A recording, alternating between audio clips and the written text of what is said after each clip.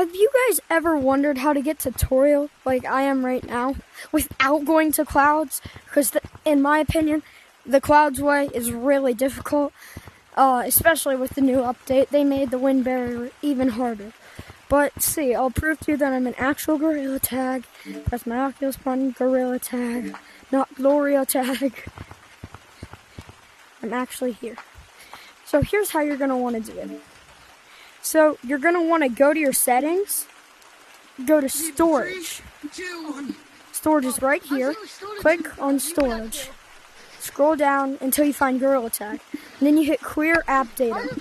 Don't worry, this doesn't remove your cosmetics. I'll show you at the end. It doesn't remove your cosmetics. It just puts you in tutorial. So after you do that, you click back onto the Gorilla Tag. It's going to load a little bit for you to get in. It'll show you the monkey thing. That's good. And then it'll ask you, do you want this app to access your microphone?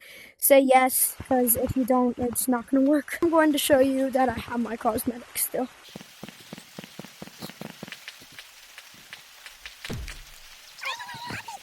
See, I still have all my cosmetics, and it's not cheats.